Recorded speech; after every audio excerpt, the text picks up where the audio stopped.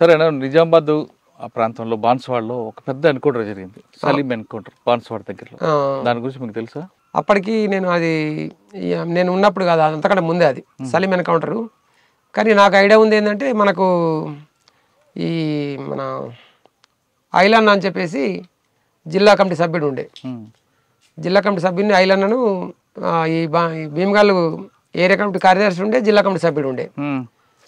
ఆయన ఒకటి రెక్కి కోసము పంపిస్తే ఇక్కడ మన పక్కనే మోర్తాడు మండలము అది ఏరుగట్ల ఆయన బద్దం రాజిరెడ్డి అని చెప్పేసి ముందు నుంచి నమ్మకంగా ఉంటుండే మనకు.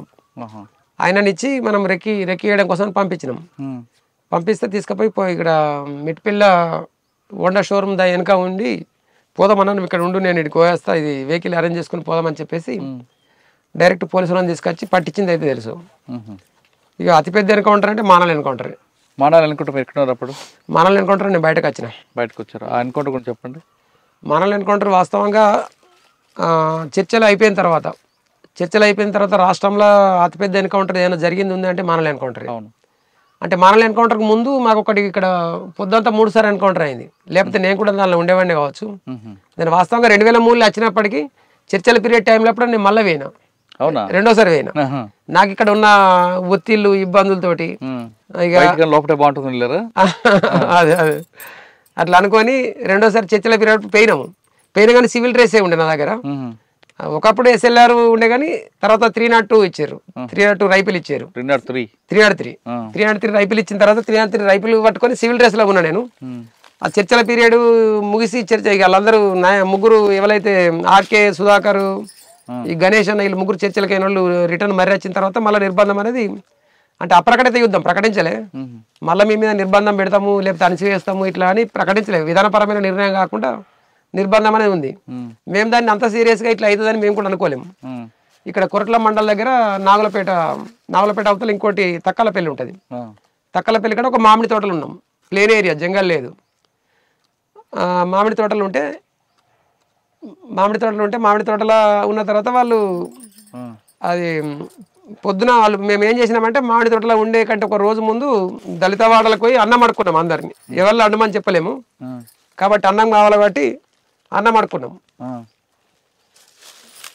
అన్నం అడుక్కుంటే అందరూ ఇట్లా ఇక మేము మాకు కిటి బ్యాగులలో పల్లెలు ఉంటాయి కాబట్టి ఇట్లా అన్నం పట్టుకుంటే అందరూ మనిషికింత అన్నం వేసారు. ఇక బహిరంగానే ఒక ఎస్సీ వాడ మాది వల్ల వాడకపోయి ఆయన తక్కలపల్లి దగ్గర అన్నం అడుక్కున్నాం. అన్నం అడుక్కొని తిని ఆయనతో నైట్ అక్కడనే ఊరి దగ్గర వండుకొని పొద్దున్న లేచి మామిడి తోటలకు వచ్చినాం. మామిడి తోటలకు వచ్చిన తర్వాత వాళ్ళు పోలీసు వాళ్ళు లెంకుంటా వస్తున్నారు. వాళ్ళు కొన్ని నీళ్ళు తెచ్చుకుందామని మేము ఇక పొద్దున నీళ్ళు అవసరం కదా టీ పెట్టుకోవద్దు, అందుకు నీళ్ళు తెచ్చుకుంటామని మేము పోయేకల్లా పోలీసు వాళ్ళు వస్తున్నారు అని చెప్పేసి అయితే మేము వెనక రిటర్న్ మర్రి వచ్చినాం. తర్వాత చూసిరు వాళ్ళు, చూసి ఎమ్మడబడ్డారు. ప్లేన్ ఏరియా కాల్పులు జరుపుకుంటా అక్కడ ఫస్ట్ అక్కడ స్టార్ట్ అయింది, తక్కలపల్లి ఇక్కడ స్టార్ట్ అయింది. కాల్పులు జరుపుకుంటే ఎమ్మడబడ్డారు. అక్కడ తప్పించుకొని వచ్చిన తర్వాత ఇక్కడ సంగం నావలపేట దగ్గర మళ్ళొకసారి పెద్ద కాలువ ఉంటుంది. పోలీసు బలగాలు అక్కడికి వస్తారు. కొరట్ల మెట్టిపల్లి అంతా దగ్గరనే కాబట్టి వస్తారు పోలీసు బలగాలు. కాలువ దాటేటప్పుడు కూడా మళ్ళీ ఒకసారి ఎమ్మడబడి మళ్ళీ కాల్పులు జరిపి రెండోసారి అయింది. మూడోసారి మధ్యాహ్నం 2 గంటల టైంలో మూడోసారి ఇక్కడ కొరట్ల అవతల మనకు ఇంకోటి వెంకటపూర్ కొరట్ల మధ్యన సాయిబాబా గుడి దాటిన తర్వాత మెయిన్ రోడ్ దాటాల. పోలీసులు అక్కడికి వెళ్ళి తరుముకుంటూ వస్తారు మమ్మల్ని పొద్దంతా. ఇక్కడికి వెళ్ళి మళ్ళీ వెహికల్ ఫోర్స్ దిగుతుంది. మేము ఆ రోడ్డు దాటి నేను పైలట్ టీంలో ఉన్నాం. ముగ్గురం పైలట్ టీం రోడ్ దాటాము. మిగతా రమేష్ అన్న వాళ్ళందరూ అటున్నారు. మధ్యలో పోలీస్ జీప్ వచ్చి ఆగింది. ముగ్గురం అయిన తర్వాత నేను ఇంకొక పద్మక్క అని చెప్పేసి ఆమె ఆ రోజు చనిపోయింది అక్కడ. నాతో పాటు ఇంకొక ఆయన పేరు ఐడియా లేదు. ఆయనకు మేమిద్దరము ముందటికి వెళ్ళిపోయినాం. ఆ పద్మక్క అప్పటికి ఉరికి దమ్ముకొచ్చి సిరుకు తోటలో వచ్చింది. సిరుకు తోటలో వచ్చిన తర్వాత ఆమెను పోలీసులు ఎమ్మడబడి ఆయన ఆమెను దొరకబట్టి ఆమెను కొట్టేసారు. వాళ్ళు రమేష్ అన్న వాళ్ళు కాల్పులు జరిపిన వాళ్ళు 2 పోలీసులకు గాయాలైనాయి. మా ఇద్దరు ఎమ్మడ పోలీసులు పడరు. ఇటు మేము మధ్యన వచ్చి మేము దాటినాం కాబట్టి మామిడి తోట వైపు ఇటు మా ఎమ్మడబడ్డారు. ఎమ్మడబడ్డ తర్వాత ఇంకొక ఆయన తుపాకీ ఎత్తేసి ఆయన తప్పించుకొని అటు అంకలు తిరుగుకుంటే ఆయన తప్పించుకొని పోయాడు. నేను ఒక్కొని నా ఎమ్మడబడ్డారు. ఇక నేను అనుకున్నా ఇక ఎట్లయినా ఇక ఇప్పటికే నా జీవితం అయిపోయిందని నేను అనుకున్నా. జీవితం అయిపోయింది అనుకున్నా. అయితే నేను కూడా ఏం చేసినంటే ఇక ఇట్లా కాదు, ఇది వెపన్ పట్టుకుని పోతే నడవదని చెప్పేసి ఆయన వెపన్ పోచి ఇప్పేసి ఇక మామూలు వట్టి డ్రెస్ ఉంది కాబట్టి ఏం కాదు, ఇళ్ళన్నా ప్రజలు కలిసినప్పుడు వాళ్ళతో కలిసిపోతా అని చెప్పేసి నేను ధైర్యం తెచ్చుకొని ఆ తుపాకీని పోచి చేసిన తర్వాత తుపాకీ దగ్గర వచ్చి కొద్దిగా టైం వాళ్ళు ఆగి చేసే వరకు మనకు ఆ టైం దొరికింది. టైం దొరుకుతుంది స్పీడ్ కొరికి మళ్ళీ రిటర్న్ మరి మళ్ళీ రోడ్ ఎక్కినాం. మళ్ళీ రిటర్న్ వచ్చి నేషనల్ హైవే రోడ్ ఎక్కినాయి. ఇక నా పక్క పట్టే పోలీసులు పోతా ఉన్నారు వస్తా ఉన్నారు లెంకుంటూ వస్తారు వాళ్ళు. ఇక మళ్ళీ ఇట్లా కూడా మరి ఎవరు వెంకట చెకింగ్ చేస్తారని చెప్పేసి మళ్ళీ వెంకటపూర్వలే వచ్చిన నేను. వెంకటపూర్వలే వచ్చి ఒక ఇంట్లో వచ్చిన తర్వాత ఆ ఇంట్లోకి కూడా వచ్చారు. నేను లోపలికి వచ్చిన వాళ్ళు బయట 2-3 కూర్చొని మాట్లాడుతారు. ఒక ఆయన వచ్చే కదా లెంకుంటూ వచ్చినట్టే ఎవరు రాలేదు సార్ అని వాళ్ళు చెప్పారు. వాళ్ళు ఇళ్ళకే వేరంటే ఆనాడు తీసుకుపోయి చంపేసేది. అగో ఆ విధంగా నేను ఆ రోజు తప్పించుకొని మళ్ళీ కొద్దిగా పోలీసులు అందరూ ఎక్కడ ఒక 2 గంటల తర్వాత మళ్ళీ పోయి ఎస్కేప్ అయ్యి వెళ్ళిపోయాను. ఇది వెళ్ళిపోయాక ఒక 3-4 రోజులకు వీళ్ళు మళ్ళీ దళం అటే మరిపోయి మానాల దగ్గర జరిగిన ఎన్కౌంటర్ ఒక 3 రోజులకు దీనికి ఉన్న దానికి ఒక 3-4 రోజులు గ్యాప్.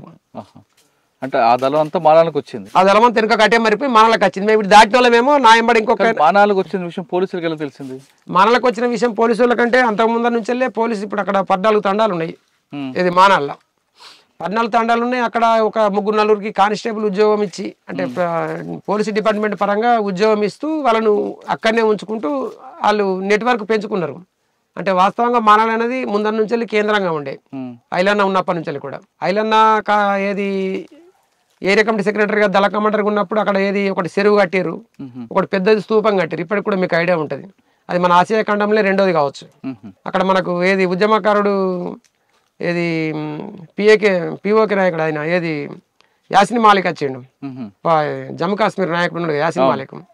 ఆయన వచ్చి ఆయన చేతుల మీదుగా మనం ఇక్కడ మానాల దాన్ని స్తూపం ఓపెనింగ్ చేసినాం. అప్పుడు అక్కడ ఎక్కువ ఉంటుండే. అయితే అక్కడ ఈ ఉన్నదాన్ని బట్టి ఇప్పుడు అక్కడ ఎక్కువ ఏంటంటే ట్రైబల్ కాబట్టి చదువుకున్నారు ట్రైబల్. అప్పటికి సెల్ ఫోన్ వ్యవస్థ కూడా కొంత పెరుగుతుంది. వాకిటాకులు ఇచ్చి ప్రోత్సహించడం అనేది పెరిగింది కాబట్టి అంతకుముందు కూడా మేము ఇప్పుడు ఆజాదార నాయకత్వంలో ఒక 13 మందిని మేము చంపినప్పుడు దాంట్లో కూడా ఉన్నాను నేను. అంటే ఏది ఇటువంటి వాళ్ళని అందరినీ పట్టుకొని ఒక్కసారి ముక్కుమ్మడిగా అటు అటు మధ్యమల్ల రోడ్డు వైపు అటు సనుగుల రోడ్డు వైపు కొంతమందిని 13 మందిని పట్టుకున్నాము. అలా 8 మందిని చంపినామా 12 మందిని చంపినాము నాకు ఐడియా లేదు. గంగన్న వాళ్ళందరూ ఉన్నారు అప్పుడు. నేనే గంగన్న, ఇంకో గంగన్న వాజదన్న అప్పుడు కార్యదర్శి మాకు అన్న. అది సరే గాని మానాలి ఎన్కౌంటర్ ముందు భోజనం కోసం సిరిసిల్ల వస్తే వేములవాడ వస్తే అందులో విషం పెట్టో లేదంటే మత్తు మందికి పెట్టి పంపిస్తే అది తిని అన్నలందరూ పడుకున్న టైంలో పోలీసులు కాల్పులు జరిపారని వార్త వచ్చింది. అది వాస్తవం? అయితే నేను దాంట్లో లేను, ప్రత్యక్షంగా లేను. కానీ మనకు తెలిసిన విషయం ఏంటంటే సురేందర్ అని ఒక ఆయన ఇంతకుముందు జనశక్తి పార్టీలో పనిచేసిండు ఇల్లంతకుంట ఏరియా ఆయన. ఇంకొక ఆమె పద్మక్క బూక్య పద్మ అని చెప్పేసి అడవి 10 లేదా రోడ్డు 10 2 ఉంటాయి 10 ఆమె బూక్య పద్మ అని చెప్పేసి అలా భార్య ఏదో భర్త సమస్య ఉందని చెప్పేసి ఆమె దళం వెంబడి వచ్చింది. దళంకు పరిచయం అయింది. దళ సభ్యులు ఏరింది. ఈ సురేందర్ అయినా ఎస్పీ బాలసుబ్రహ్మణ్యం ఉన్నప్పుడు జనశక్తి పార్టీలో పనిచేసిండట. జనశక్తి పార్టీలో పనిచేసి ఈ ఎస్పీ బాలసుబ్రహ్మణ్యం ఉన్నప్పుడే ఇన్ఫార్మర్గా మారిండు. ఆయన ద్వారానే వచ్చిండు అనేది మనకు తర్వాత సమాచారం తెలిసిన విషయం. అయితే ఇంతమంది చనిపోతే వాళ్ళిద్దరు ఆ రోజు వంట చేసింది వాళ్ళే. వాళ్ళు ఈ బూక్య పద్మవును ఈ సురేందర్ అని చెప్పేసి ఆ రోజు వంట చేసింది వాళ్ళే. వీళ్ళు చర్చల టైంలో మనకు లీగల్ పీరియడ్ ఉన్న టైంలో వీళ్ళు వచ్చారు. ఆ టైంలో వచ్చారు ఒకటి. ఆ రోజు వంట చేసింది వాళ్ళే కాబట్టి అన్నం అలా వంట చేసిన దానినే మొత్తం మంది కలిపినరు. అది తిన్న తర్వాత అందరూ నిద్రలోకి జారుకున్నారు అనేది మాకున్న రిపోర్టు. అంటే ఎన్ని గంటలకు వచ్చారు అప్పుడు పోలీసులా? ఇప్పుడు వీళ్ళు పొద్దున వంట చేస్తారు కదా అన్నం. పొద్దున మనం ఎట్లా పొద్దున 6 గంటలకు లేస్తాం ఖచ్చితంగా. 5:30కే ఉంటది. ఎందుకంటే పొద్దునే పోలీసులు వస్తారా అని చెప్పేసి 5:30కే అందరు లేచి రోల్ కాల్ చేస్తారు. రోల్ కాల్ చేసిన తర్వాత ఇక కాలకృత్యాలు చేర్చుకొని ఎక్సర్సైజ్ ఉంటుంది. ఎక్సర్సైజ్ అయిన తర్వాత టీటీపీని ఉంటుంది. 7:30-8 గంటలకు అక్కడ టీటీపీని ఉంటుంది. 8 గంటలకు టీటీపీ అయిందంటే తిన్నాక 15 నిమిషాలకు 20 నిమిషాలకు అరగంట అయినా 9-10 గంటలకు రావచ్చు. అప్పుడా ఎంతసేపు జరుగుతుండొచ్చండి ఎన్కౌంటర్? ఎన్కౌంటర్ ఏముందండి ఇప్పుడు వాళ్ళు అందరు నిధుల్లోకి జారుకున్న తర్వాత పడిపోయిన వాళ్ళను కాలరెక్కలు ఇరిసేసి నేను కూడా నన్ను తీసుకుపోయారు. మృతుల్ని గుర్తింపు పట్టాలని చెప్పేసి తీసుకుపోయారు. ఇవన్నీ కాలరెక్కలు ఇరిసేసారు. అప్పటికే వాళ్ళను కాలరెక్కలు ఇరిసేసి అందరినీ ఇక చంపాలి కాబట్టి తూడగొట్టి ఎవరికే చంపేశారు. చిత్రహింసలు పెట్టి ఆనాడు 12 మంది అయితే 11 మంది మరి పెద్ద ఎన్కౌంటర్. అది చర్చలు అయిపోయిన తర్వాత రాష్ట్రంలో జరిగింది ఏదైనా ఉందంటే అది అతి పెద్ద ఎన్కౌంటర్ మానాల ఎన్కౌంటర్.